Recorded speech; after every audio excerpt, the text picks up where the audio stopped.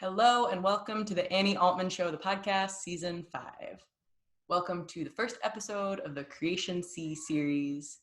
Today I am here with Toni Nagy, who is a dancer, a comedian, a creator of all sorts. You do all sorts of different art, and I feel like there's probably even more creative projects you do that you don't share about online, and I feel the Capricorn creativeness. And thank you so much for coming on the podcast today. Thank you. I'm very grateful and honored to be here. I feel like I don't even know exactly where I want to start because you do two of my favorite things, which are comedy and dance, and you combine them and you combine education into almost mini TED Talk, teaching people different things about themselves and society structures. And how did you first get into combining those two things? I think it was just in terms of experimentation. I've been making videos for a very, very long time and experimenting with different methods of getting out maybe a very similar message all along. I mean, sometimes I feel like I'm just saying the same thing over and over again, just of varying degrees of content and how I choose to put out my thoughts. I'm like, am I just playing the same record over and over? But the dancing and talking actually came from a video I did about trying to interpretive dance, what it felt like to get stoned. And I was like, oh, I'll just dance the experience of getting stoned. And so that was the first one I ever did. And then there was a pretty big gap between like that one and the next one. I think the next one I did, I was talking about CRISPR, the gene modification. And I don't even remember why. I was like, oh, I should interpretive dance my feelings on CRISPR. Like I am not clear as to why I made that choice. And then again, there were months and months and months that went past before I did the next one. And I think that one was about reversing aging and how there is all this tech that you can do or that's being developed around reversing the concept of aging. So I would say in a certain way, it was kind of a slow burn of me just every once in a while doing a video like that. And then it was really the demands of the internet that made me do them more because people were responding to them, and you always go where the love is, I guess. Or I like to go where the love is sometimes. Oof, there's so much fun stuff in there, and I love the ending of that, especially of creating towards where the love is, where you're receiving a response and getting that energy back. And also that you started the creating from the feeling and interpretive dancing you're feeling and needing like a movement journaling, which I totally relate to that too. Ooh, movement journaling. That's a great concept. Yeah.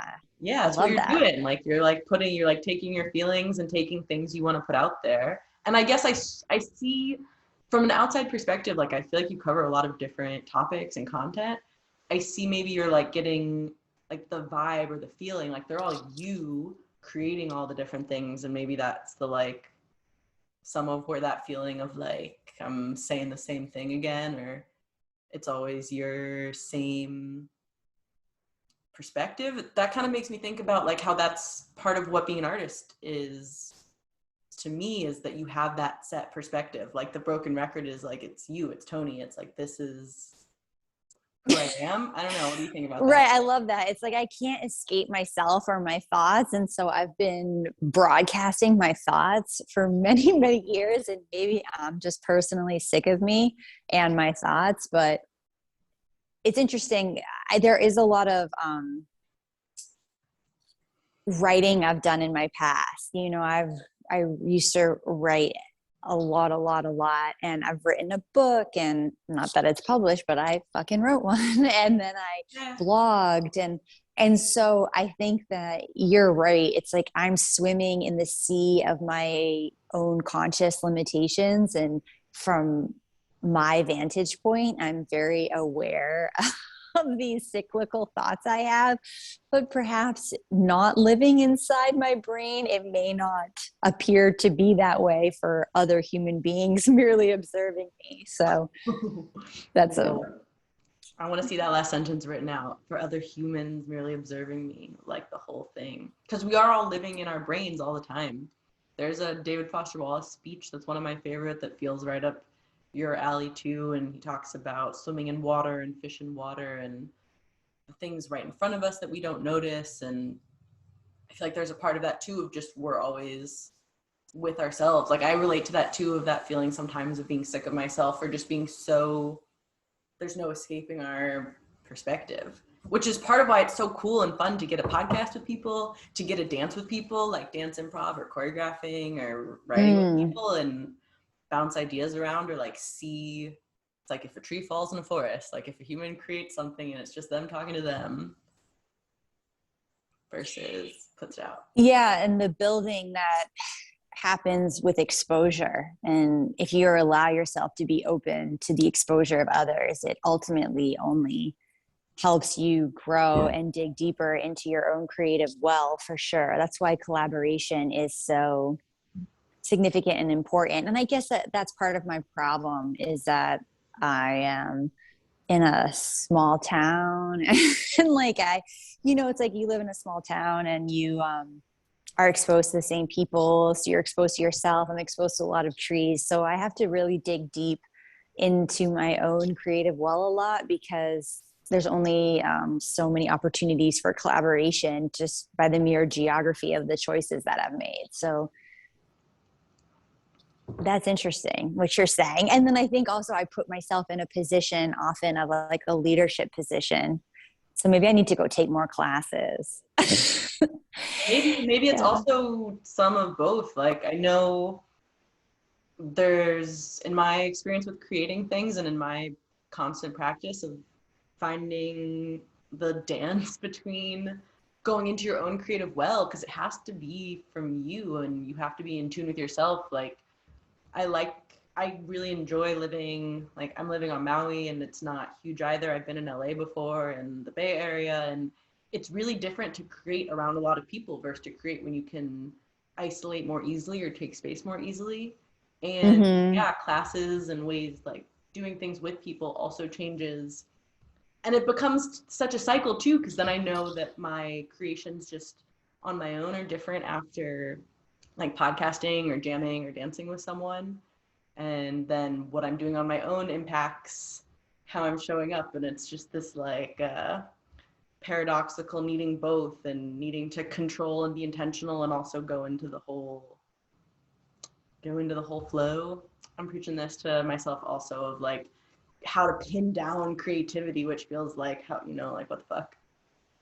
Yeah, it's interesting that you say paradox, because ultimately all of our thoughts are influenced by the exposure and programming and conditioning we've been subjected to. And the only thing that makes us unique is the combination of how we distill this exposure and programming and conditioning. And when you get too attached to an idea as if it's my idea versus like, I am a collage of ideas that nobody has ownership to, and then being in that space of just allowing the open vessel of the collective, I guess, to move through you, because no thought is original. Like everything we do is within this collective webbing. But at the same time, one's ego, or my ego specifically, is sometimes like, I want to explore my creative ideas, So, hearing you talk, I'm like, oh, right. Like that paradox is, I think, where stagnation can really. Are you on a ball? I'm sorry, something's distracting. No. Bounce away. I was like, why is it so malleable? Because it could also just be like this. It could just be like just popping along to your. Yeah. But the ball makes more sense. Although now that I'm doing this, it's going to be hard to stop. Feels pretty good. Yeah.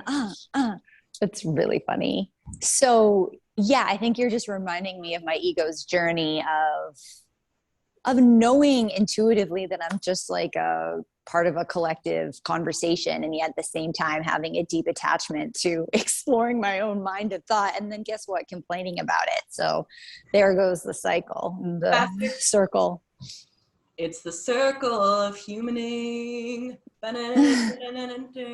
There's a couple things in that too, because like part of the ego, which gets so demonized or like spiritually bypassed of like, you know, fuck the ego. Part of the ego is what makes art and is like, I need to individualize, and that like whiny voice you get that we all have that can make great fucking art and is like, this is my perspective, or this is what I have to offer to the collective puzzle, or, you know, like whatever it is too. My voice matters. Yeah. Like Totally, because it does, because they all do. And like, I want you to say more about what you were sharing with exposure and both like, you know, classes in the town you are, or the people you do choose to expose yourself to in person. And then also like you were saying about like following the responses of exposure to different videos, and then people like letting yourself be impacted by that and creating and being part of that sort of collaborative, getting that feedback. That's ego too, to like go into that vulnerability of exposure and like putting yourself out there and being like, oh, well, people like this, so what if I make something like this? Or like, how did you put yourself out? I think that's a really interesting question in the sense of what is your obligation to people that consume your content or consume your art, which is they're allowing it to come inside of them and inside of their psyches. Like, I think consume is a really interesting word when we talk about art and content, is it's often referenced as consuming.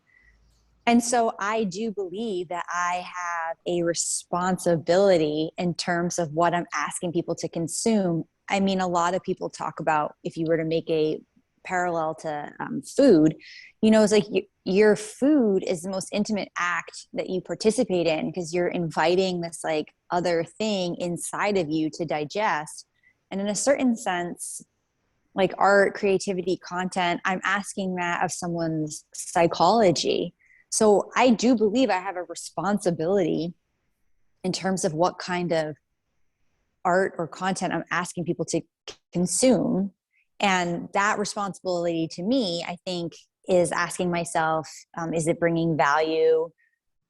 And value could mean a lot of things. Value could be making someone uncomfortable. Like sometimes I'm like, I would like to make people uncomfortable. And I actually think that's a value, but I am trying to be intentional about what it is I'm doing and not just careless, I guess. So I do think that maybe my responsibility is to be conscientious and also respectful of the fact that I'm asking for people's time and their energy and their eyeballs, and then to penetrate their psychic selves with their consent, you know? So I want to be like a good lover, a psychic lover. I want to be a thoughtful psychic lover. And I think like in terms of, you know, approval, which is interesting, or like love, or, you know, that's feedback. I don't want to ignore feedback that I'm getting, because I was providing a value. Like a lot of people, especially in the beginning when I started making videos, would say, I have really bad ADHD and this helps me focus. And that felt really amazing to hear. I was like, oh, wow. Okay. That's really cool, because there's a lot of people on the internet saying very interesting things and provocative things and informative things and educational things. And I'm one of millions, billions. I mean, everyone's interesting and everyone's funny. Just some people feel the necessity to broadcast it, you know, others just like talk to a friend, you know, or think something funny. Like I will not say one thing that's funny and not write it down, you know. I'm like, oh, I've got to remember that and tell more people that. So that's like obviously a compulsion. I have a compulsion to put myself out there. Oh, I think that goes back to a question you asked earlier about like the ego and what drives art. Is a lot of it is ambition. And ambition is looked upon in many different ways. And I have a super complicated relationship to ambition because it is a big part of my personal misery, but it does inspire me to keep going. Oof, the Capricorn in me sees the Capricorn in you on the Oh, ambition, yeah. that inspiration, and also that misery of almost like self-flagellation creation or like forced creation. And I'm glad you brought up so many good things there. You brought up consumption and that part of ambition that in my experience can be like create, create, create, and never consume and rest and eat and sleep and Mm. have sex. And I want on like a beanie or a bumper sticker of penetrate your psyche or penetrate my psyche, or that's a good phrase. Yeah, right. That is a good one. It's a good one. And I'm glad you brought up food too, that it is inside your body. And it's really intimate to go into someone's psychology and to be invited there, to have someone who is choosing to look at what you make and choosing to consume and take in your perspective. I'm curious, have you seen Bo Burnham? Are you into him? Oh, yeah, I have seen him. Yeah, I do like him. I do too. He's one of my favorites. And he has a line that I was thinking when you were talking in one of my favorite songs of his that was the inspiration of my first YouTube video. And he has a line where he says, I want to please you, but I want to stay true to myself. I want to give you the night out that you deserve, but I want to say what I think and not care what you think about it. And that artist paradox again of, like you were saying, sometimes you want to make people uncomfortable, or that can be valuable too. And you want to say what you think, you want to put out your perspective while also being aware that you are communicating to someone and that's going to impact them. Yeah, yeah, that duality is interesting. And it's funny, the idea of caring about what people think, because on the one hand, everything that everyone thinks is an illusion, right? It's like our consciousness is an illusion. Our consciousness, again, is just like data that has been programmed into us since birth. And so anything that's coming into our field of awareness that's in language is so limited. Anything that we're saying to ourselves in our head or anything that we're speaking to others, this is just merely a program. So is the truth going to exist in language? Like, absolutely not. And so it's impossible, in fact. So then to care what I think is absurd, because what I think is just merely a program I'm barely negotiating. So to care what other people think is equally absurd, because it's all this an illusion. Yet at the same time, acknowledging that, what is it that you care that other people think, is that I think it really goes back to a certain sense of value. You know, it's like,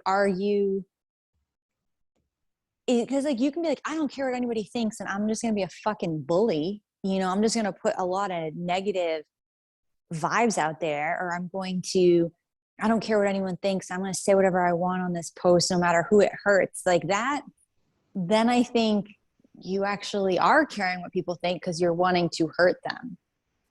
Maybe it has to do with intention. I don't know. Like, is your intention harm or is your intention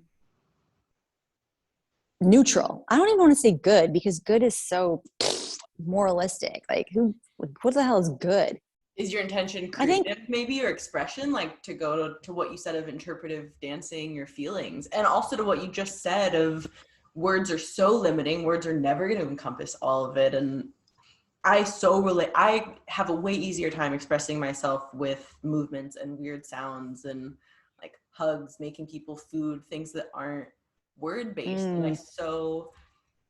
that's so cool about the feedback of ADD, and how that was something that you didn't intend specifically, potentially, of like, you weren't like, oh, I'm gonna like, how do I soothe ADD brains? And then you did, and then you realized you could do that more, or maybe just knowing you did impacted it. And for me, as someone who likes to move around, who likes to express with movement, all sorts of different neurodivergent boxes, I feel a really similar comfort watching things. I'm like, oh yeah, I can express myself like that too. Like we're allowed to communicate and create like this, and giving that sort of permission. Yeah. And I also think the permission is to, or at least part of my intention is that the motivation for movement doesn't always have to be beauty or perfection or, technique necessarily. Although technique and beauty and perfection are interesting, but it's not always what we have to strive for, what we have to explore. Have you ever heard of Gaga technique? Mm-mm. Oh, you would really like Gaga. And there's like this amazing, I think it's called Bat Shiva, is this unbelievable dance company that's out of Israel. And there's this like kind of dance technique called Gaga. You should look into it. It's very, very interesting. But it's like kind of, I do think there's something about clowning, as an idea, and the way that the body can be a microphone, or a speaker. I'm not sure how the analogy is going to pan out. I'm just playing with it now. But it's like you have the screen of your mind, right? And then you want to express to others and you want to communicate to others. And so one outlet for that is language, and another outlet for that is the body moving. And the body moving, I think there is this kind of expectation in modern culture that body moving has to be pleasing. And then there is something interesting about like making the body move in not exactly a pleasing way. And I think that's what Butoh, which is a really amazing, interesting dance form, was also exploring. I don't know if you've heard of Butoh, but No, I haven't heard of that either. And also, I apologize. Please keep talking. I need to change a setting so it doesn't change the time. Oh yeah, go for it. So Butoh, and I am not an expert, but what I understand, I will say that it kind of was a dance form that began in Japan after the atomic bombs were dropped.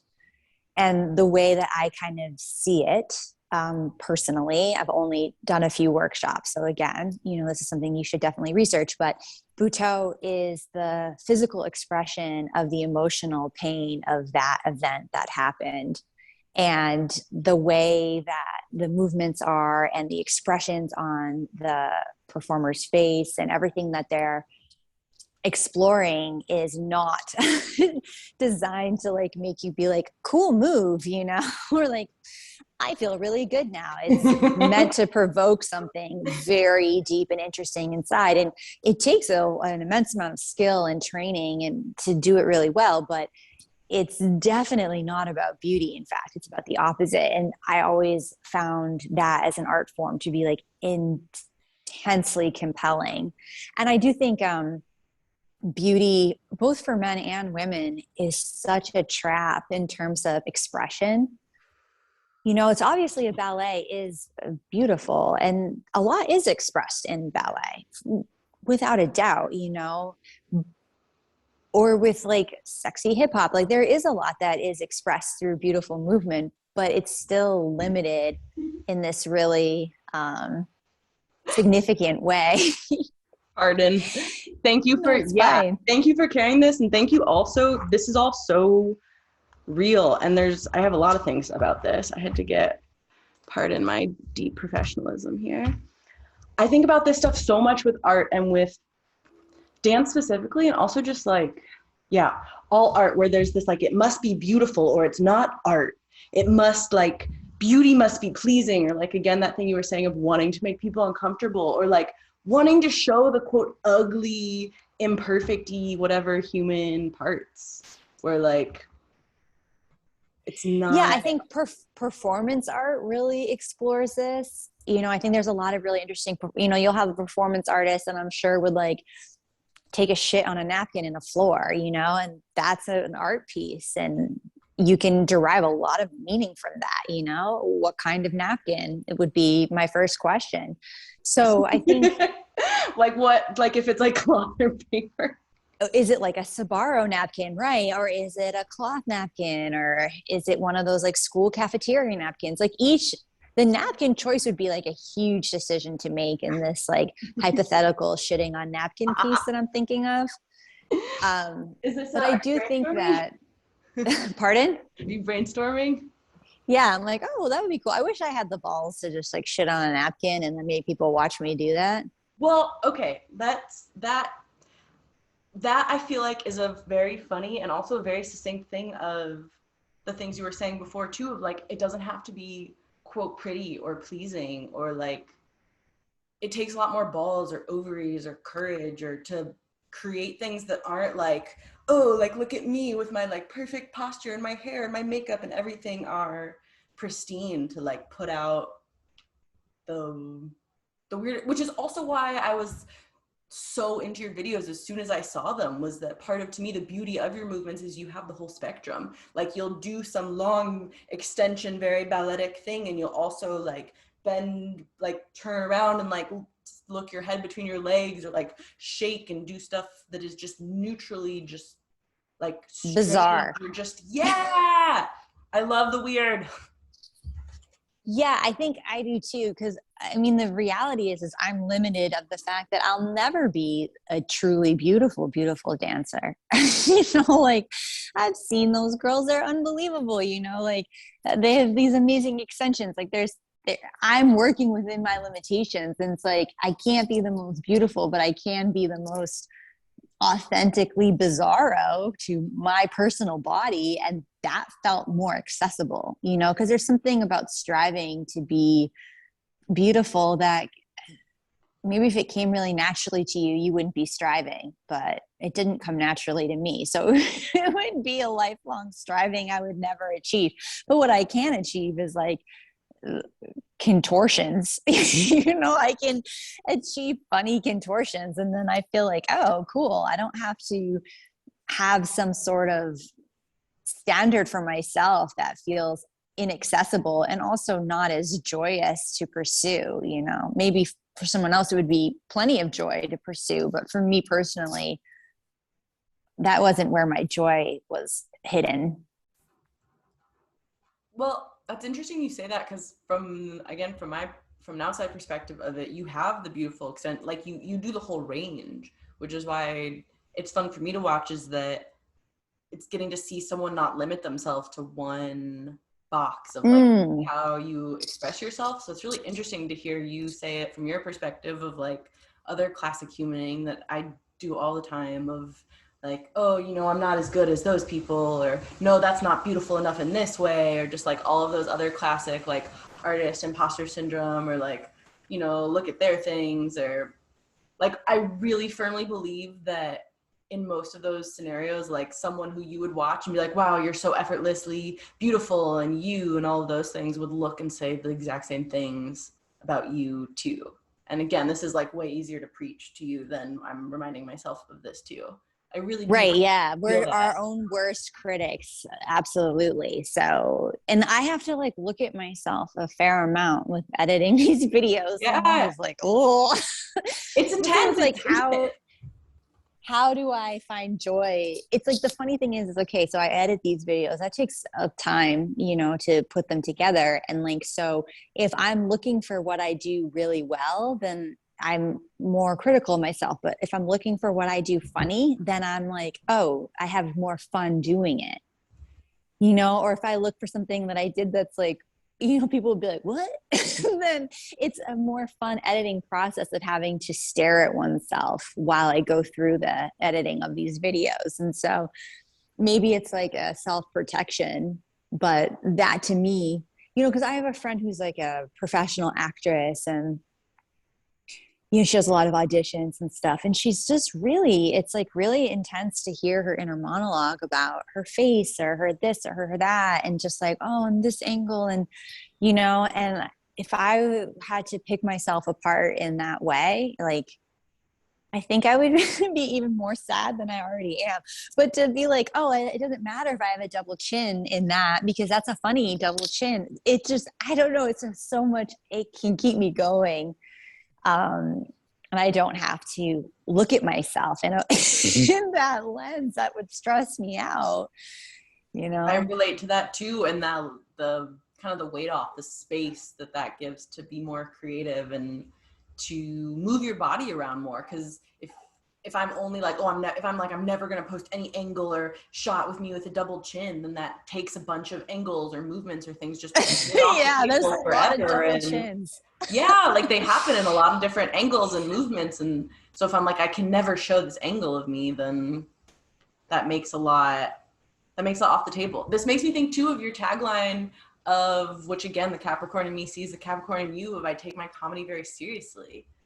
Oh, yes. Thank you for acknowledging that. I do, almost to a way where I'm like, God, I'm such a fucking dork.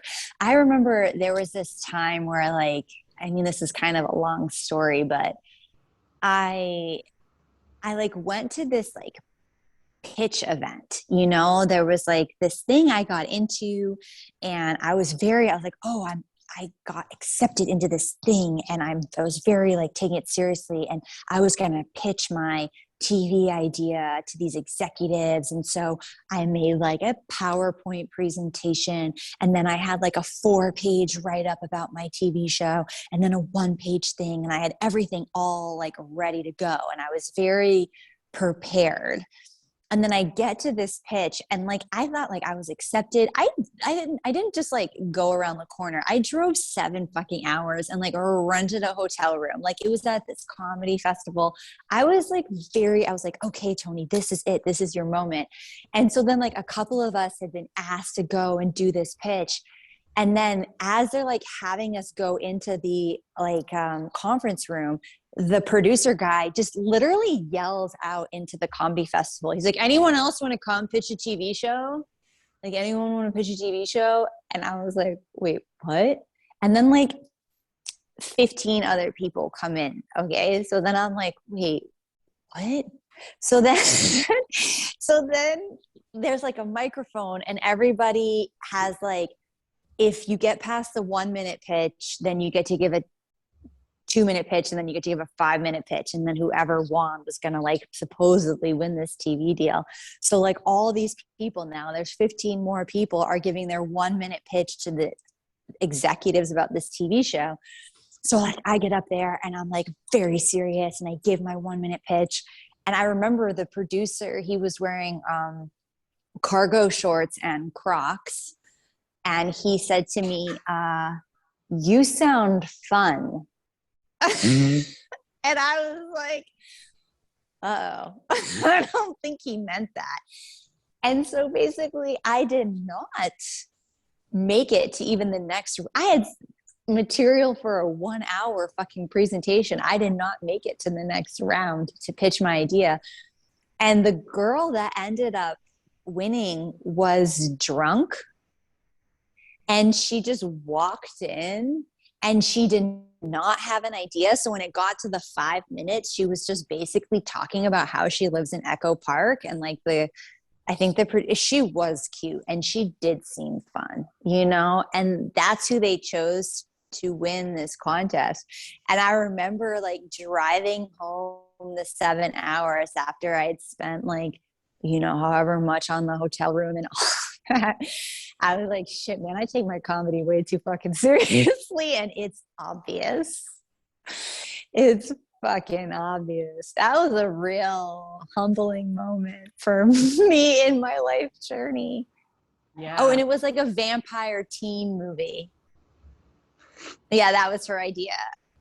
And I was like, oh, okay, vampires.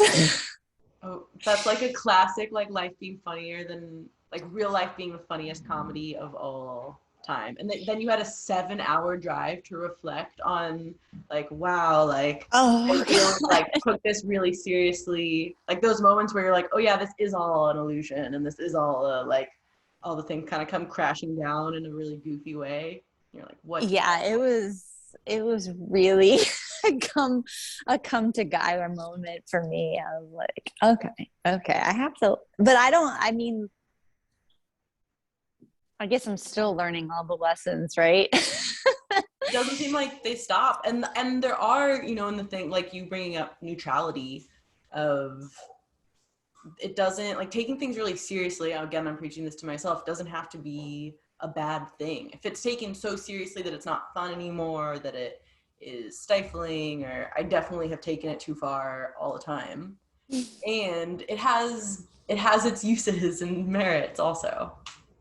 Yeah, totally. But then, I mean, it's funny. You look at some people's, it's like some people just live a charmed life. They don't work very hard or try very hard, and great things happen, and they do great work, and they're super talented. I'm just not one of those people. I don't have a particularly charmed life in that way. And I work really hard and I try really hard at things. And I kind of am always like, oh, interesting. But I think, uh, I guess we all just have like our life path, and having a sense of humor if you're, those people, right? It just everything kind of works out. I always feel like they're the Aquarius. Yeah, life is great for the Aquarius. Interesting. I Yeah. definitely have, so I see some level of that as our thoughts becoming things, that when we believe things work out, they're more likely to work out. When I look for the ways things are working out in my life, I notice more things are working out when I give attention to that. And also when I laugh about the ways things aren't working out, and other things too, definitely laughter the most, like to let it go and not take it so seriously about things like not working out. However, I'm like, it must be this way that I'm like creatively Mm-hmm. deciding. And I definitely relate to that feeling of like, for me, that's a lot of that artist ego too, of like, oh, like that looks so easy for them, or it doesn't, like I feel like I have to work so hard and I'm not getting back as much, like feeling like I have to put in so much more to be worthy of receiving back. And I feel like that's one of the biggest constant practices of art for me, of like, okay, I'm gonna make this because it feels good, because I want to have a podcast with this person, because I want to do this dancing video, because I want to like play this song or whatever it is. And Mm-hmm. like really being honest with myself about that part of like, I'm doing this because I want to do this. And like, Yeah, I don't have any choice but to do what I'm doing if I'm like honest with myself. the compulsion, like you said, like that artistic, like you are just doing it. And I feel like,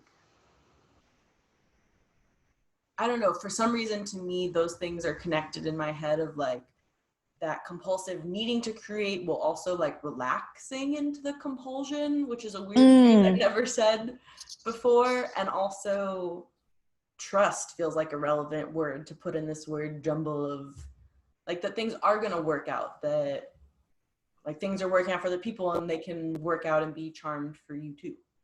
Or that even that Yeah. same thing, like other people are probably looking at you of being like, wow, what a charmed life, or what a, like that kind of Okay. thing.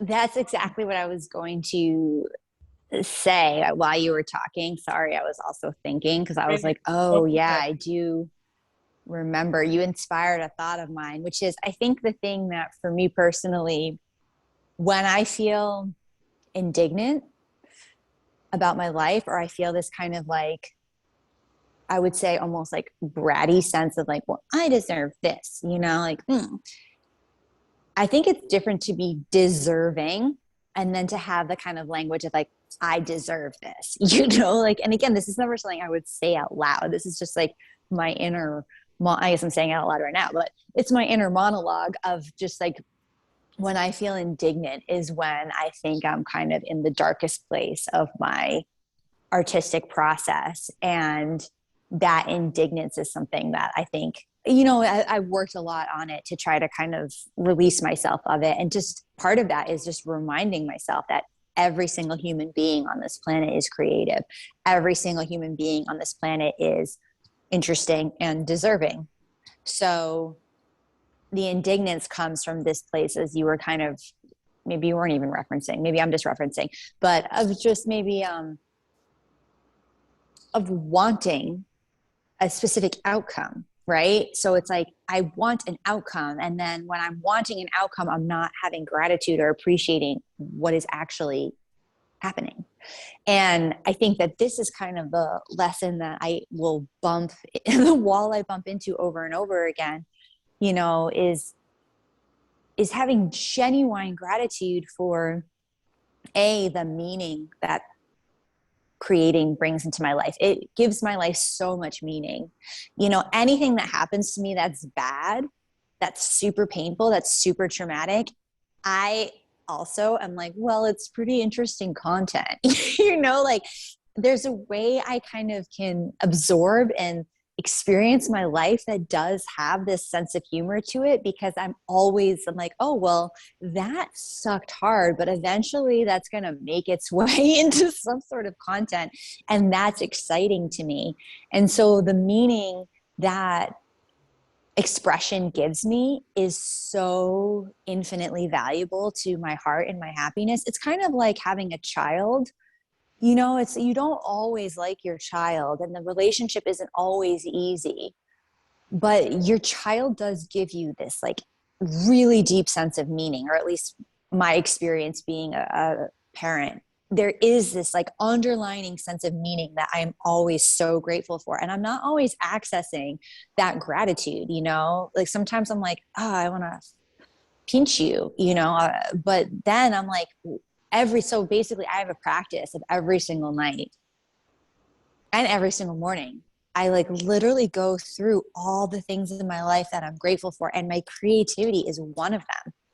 My energy is one of them. My drive is one of the things I'm really, really grateful for, because it's like there's like, I have a secret, I'm like, I have a secret, which is life is art. My life is art, and your life is art, and anyone's life is art. And so like life is really painful, but my secret is it's also art, even the pain. I can't even remember what we were talking about anymore, but that was what I was thinking. There was something else I wanted to tell you, but now I forgot. Whatever. Couldn't have been that good. It'll come back around whenever the timing is right. And that was art, and you talking about art. And I relate to that so much also, of knowing it will become art at some point. And I love that. Oh, I remember. I'm sorry. I remember. Yes. So it's like, if I were to look at every single accomplishment I've ever made, the tragic irony of my quote unquote ambition or Capricornian self, or just my own fucking relentless dissatisfaction, is it's so quick how fast I will make the next goal. How like something that I was like, oh, I would love for this to da da da da. And like, if I were to look back on the last year of my life, like actually a lot has happened for me. But because I'm still in my body, within my consciousness, within the confines of like my spacing, I don't always appreciate that at all. I would say I don't really appreciate it. I fucking try, but you're really reminding me of like, you get so used to something, I'm like, oh, I'm so used to now all that hard work I did. I'm used to it being here. And now the next thing needs to happen, and the next thing needs to happen. So it's like, I am constantly kicking this can down the road, and that's good in the sense that it keeps me moving and it keeps me creating and it keeps me motivated. But I mean, it's like, even though I have this nightly and morning practice for gratitude, I probably need it in the afternoon and the midday and in the evening. It's just not enough. I don't access enough to really sit and be like, you are doing it. Wow. Yeah. I love that so much. I'm so glad for you to bring all of that up. And even the part 2 where you're doing the same thing that I do the same thing of too, of again kicking the can down the road of like, I need to do even more gratitude practice and put even more like, I need to create even more gratitude more.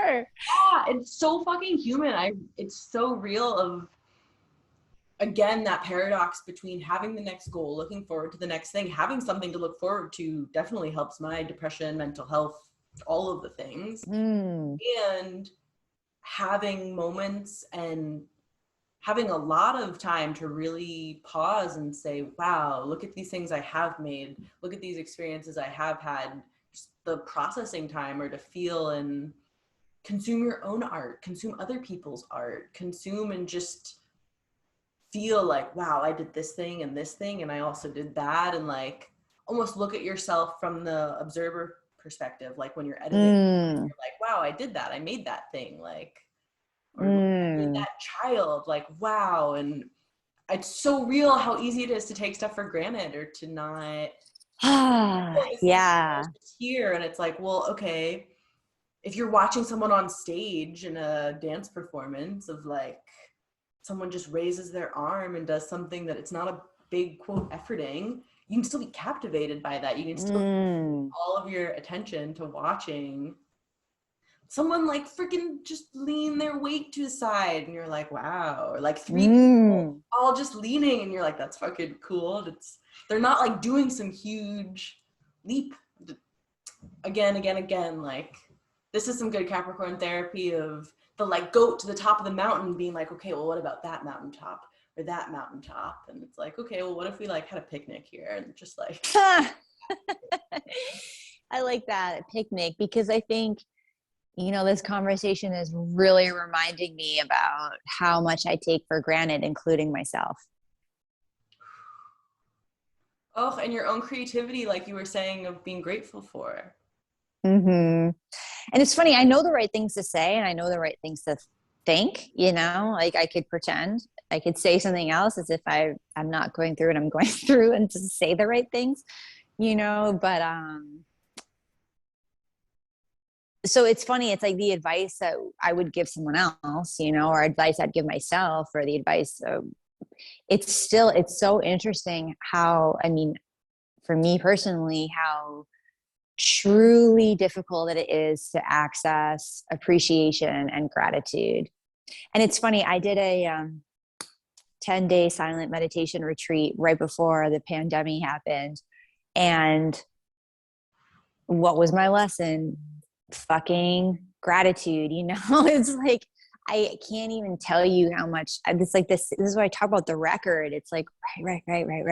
And yet it's almost like you wake up with amnesia, or like I'll get off this call and an hour will pass and the amnesia will set in again. It's so interesting how, this is kind of what I was recognizing why I brought up the meditation retreat, is because you're so having to be conscientious and aware of your thoughts. Like when you're meditating, you're not supposed to be thinking, but you are thinking. I'm fucking thinking. Even though I'm meditating, I'm thinking a lot, thoughts, let them go. But I could probably have to, if I were to be completely authentic, in order to like really sit with gratitude, I think I would have to remind myself to be grateful and appreciative 70 million times a day. Yep. Yeah. I relate to all of this, and that amnesia is the perfect word for it. And to go to creation again, that's part of art giving so much meaning to my life too, is that it is that constant and necessary reminder of you're alive. You're allowed to be a human and not the human doing, and all of those cliches that are cliches for reasons of appreciate and give attention and notice and slow down enough to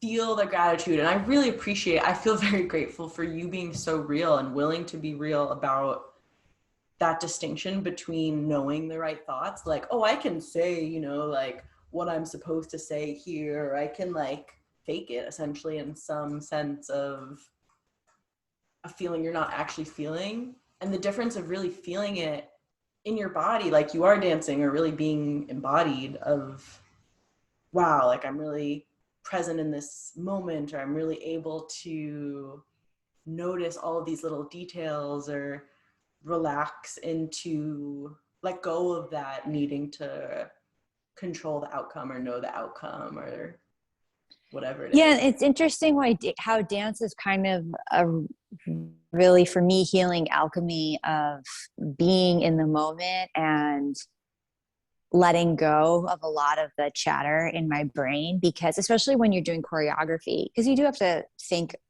in a certain sense, like you have to have awareness about the choreography and the timing and the music, and there's enough going on in my brain that I have a reprieve from my thoughts. And I think that is why, like, for me, dance is such a important antidepressant, because even in beautiful moments of my life, it's so hard. It's like, I can know, I'm like, this is a really beautiful moment. Like, for example, the other day I have a trampoline, and my daughter and I were jumping on the trampoline, and she's 11, she'll be 12. So she's getting to an age, she's not there yet, but like we still can do things like jump on a trampoline together. Like I don't know if she's 14 if we're gonna jump. Maybe we will fucking jump on a trampoline together. I don't fucking know. But right now, she still likes to hang out with me and spending time with me in this like really specific way. And like I like to jump on trampolines. I like to go swimming. We have all these activities we do together. Anyway, blah blah blah. We were jumping on the trampoline and it was under the full moon. Like we like to jump on the trampoline at night, and we're like listening to music because we both like Cardi B. We have like very similar tastes. So we have the music blasting, and like we're jumping on the trampoline, and the moonlight is on her face, and it's just like lighting up her face, and she's jumping on the trampoline. And it was so beautiful. And I could recognize, I was like, this is such a beautiful memory. And here I am thinking about how it's a beautiful memory. It's already over, even though I'm in it. It's like how many times, it's like anytime something truly beautiful is happening in my life, I'm almost already lost in the nostalgia of it being over, even though it's happening in the moment, which is so fucking crazy. And again, you can say all you want, or I can say all I want. Yeah, be in the moment, but it's like, I've been meditating every single day of my life for 13, 14 years. And even with that dedication, it's like I still will feel sadness for a good time, knowing that it's almost over, even though I'm in it. That's so real and so human too. And again, I really admire you speaking to that so honestly. And I've been thinking like different realms or parts of this, of part of my challenge of being in the moment and that dropping into gratitude and really feeling it in my body is that then that's also accepting the destruction with creation and the impermanence and the ever changing, that there isn't a part of art. It's like a photography example of you have this snapshot of a moment, or your mind and your heart, your feelings have this snapshot of the moonlight on your daughter's face and Cardi and the bouncing. And it's a way for me, it feels almost like an anchor, like a way to kind of hold on to that feeling or tap back into it. And also it's this bittersweet beautifulness where as soon as the moment happens, it's gone. And it's fucking gone. It's like such a cosmic joke. All of the goofy comedic meditation, like, all right, be in the moment. Okay, now it's the next moment. Like, yeah, it's like, yeah. And the funny thing is like in theoretical physics, the past and the future are treated exactly the same. And the present moment is actually in the past because it takes time for your brain to process the data and information in front of it. So this moment is already in the past. And like we've established, the past and the future are treated the same. So really there is no past or future or present. Like that's fucked up. And I think that's why I do drugs. I mean, I don't do drugs anymore, but like that's why I did drugs. Like I guess I smoke pot every once in a while, but like sometimes I'm like, I wish I could just do ecstasy. And just like I was in the moment then. Totally. I feel like all drugs and drug related experiences are things like exercise, relationships, sex, food, like things that induce those same things. That's totally the appeal to me and to so many people I talk to about this, is that support and ease and help into relaxing into the moment, or feeling like it's a way to have help letting go of controlling time or controlling outcome, which is funny too, speaking to that, of like this internal feeling that I feel like seems so common for people, that we want to relax into the moment. Like it's not for lack of a desire. I mean, on some level, yes. And also on some level, no, there really is this like, wow, I want to relax into the flow and be present. And then again, the paradox of like, then the more for me, like the more if I force the flow, then I'm out of the flow. Yeah. Yeah. Yeah.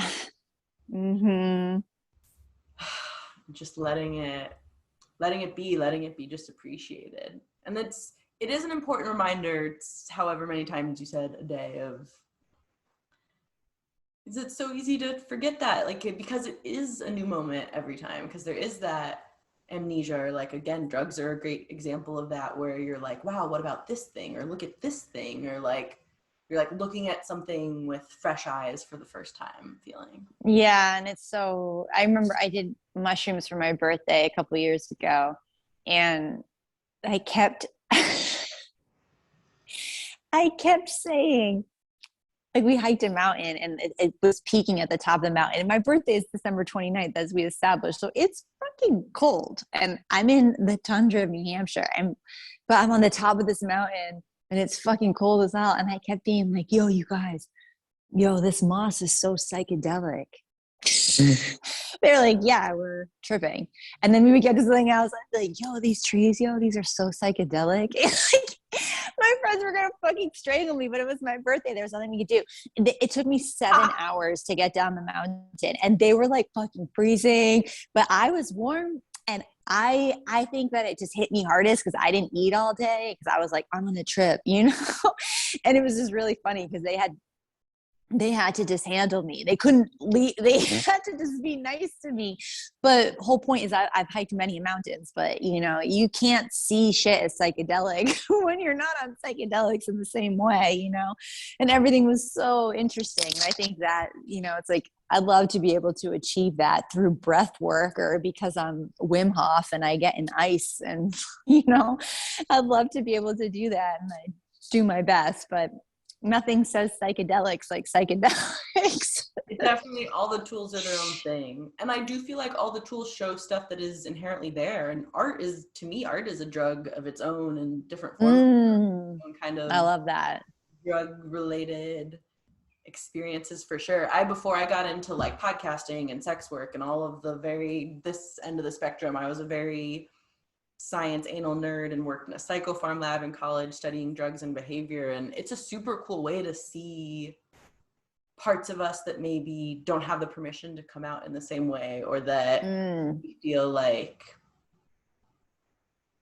need some assistance, or just like sometimes an excuse. Sometimes it's assistance, and sometimes it's like, oh, well, I'm like allowed to do this because I'm on drugs, or because I'm doing this, or I'm like setting this intention of right. Or you're just you're the voice in your head is quieter because the drugs in your head are louder.